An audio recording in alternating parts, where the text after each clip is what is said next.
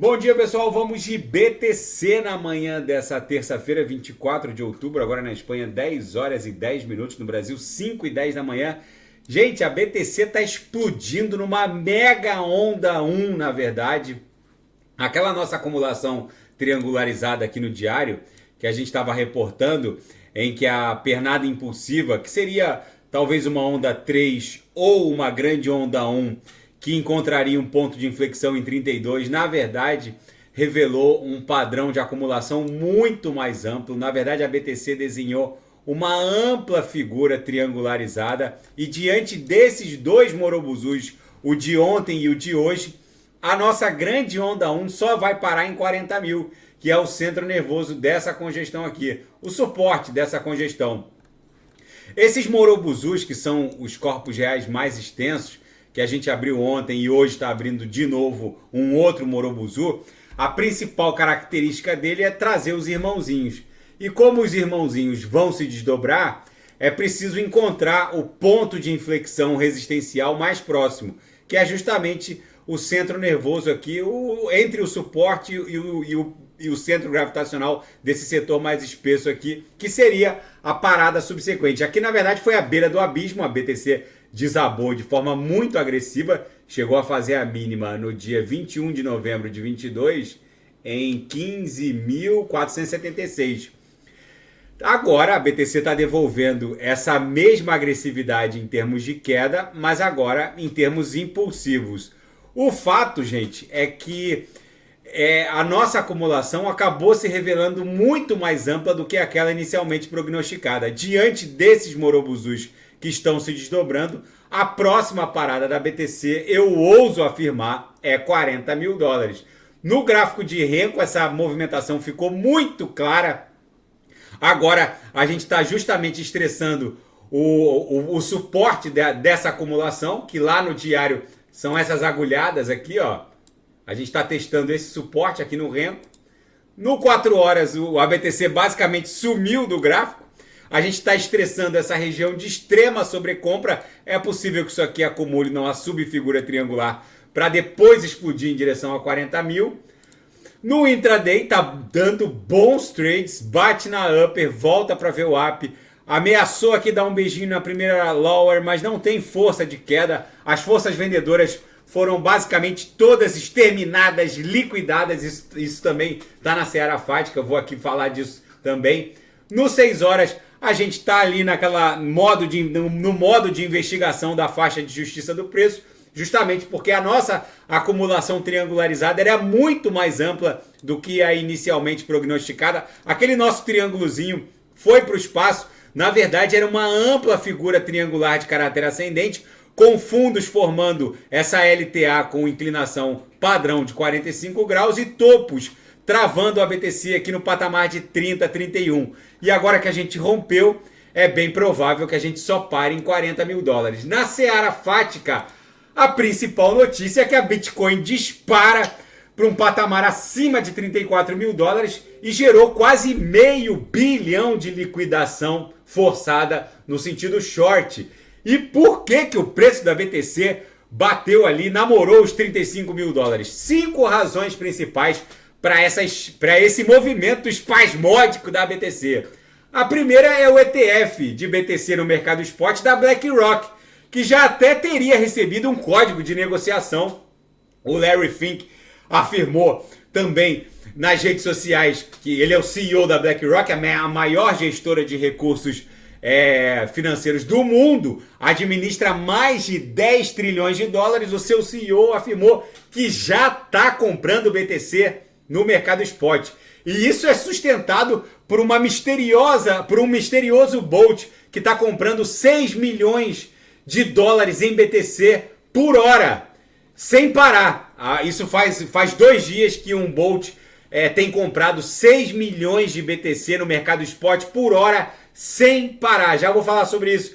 E a disputa da ETF de BTC no mercado spot da Grayscale está chegando ao fim. A SEC vai entregar um código de negociação para o ETF spot da Grayscale estrear na Bolsa de Nova York. Gente, não subestimem esse pavimento legal e esse duto legal para receber o aporte do capital institucional, que é um ETF de mercado, um ETF de BTC no mercado à vista na Bolsa de Nova York.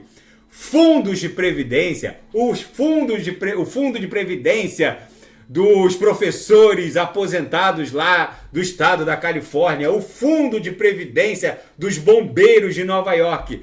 Gente, esses fundos de previdência que concentram 80% do dinheiro do planeta. Toda vez que vocês fazem uma viagem de navio, principalmente aqui no hemisfério norte, e vê lá aqueles velhinhos sentando o bambu lá no American Express, na verdade, eles estão gastando o dinheiro desses fundos de previdência, dos velhinhos dos países ricos, que tem 80% do dinheiro do planeta. E esses fundos de previdência, eles precisam respeitar um compliance que obriga esses fundos a criarem uma exposição mínima a todas as classes de ativos. Então não subestimem a criação, a estreia de um ETF de mercado de BTC no mercado spot na Bolsa de Nova York, porque vai criar um duto legal para a exposição de todos esses fundos previdenciários, grandes fundos e qualquer gestora de ativos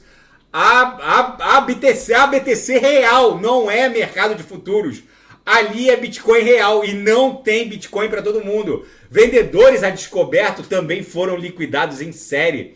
E o surgimento de uma misteriosa ordem que está se valendo da TWAP, que é um algoritmo que faz um preço médio ponderado no tempo, que tem comprado 6 milhões de dólares de BTC a cada hora há mais de 3 dias, sem parar. E a ordem segue vigente.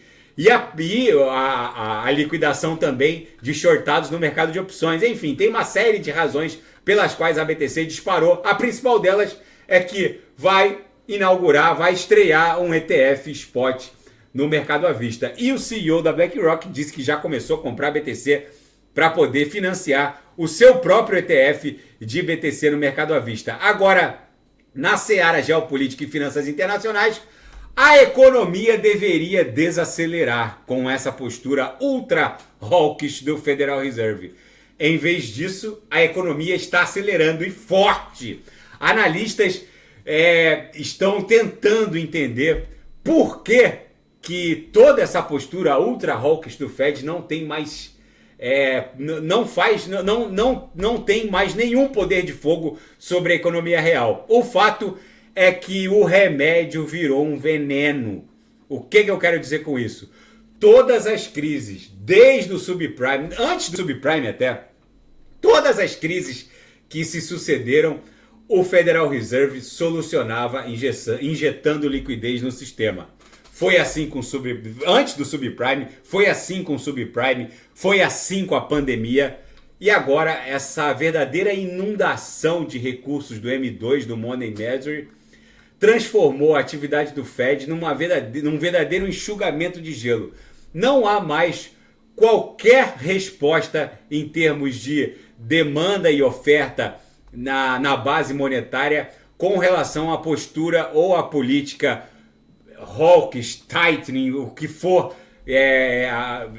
o rótulo que se dê para a política do Fed não faz mais nenhum efeito, justamente porque o remédio se transformou num grande veneno. E a pergunta que os analistas fazem é: quando vier a próxima crise, e ela vai vir, pode ser a crise do endividamento, pode ser a crise orçamentária fiscal, agora estão falando em dominância fiscal, que é justamente o gigantismo dos endividamentos soberanos, que superam em muito os PIBs dos países. A Itália está devendo 150% do PIB, e o Brasil está indo para quase 100% do PIB em termos de endividamento, está lá em 90 e tantos por cento. Os Estados Unidos, que tem um PIB estagnado de 23 trilhões, já está indo para 35 trilhões de endividamento. Estão falando em dominância fiscal, e tudo isso é uma resposta do mercado a esse antigo remédio que agora virou veneno, que é o excesso de liquidez, o Money Measure, que vai levar a BTC para $1 milhão.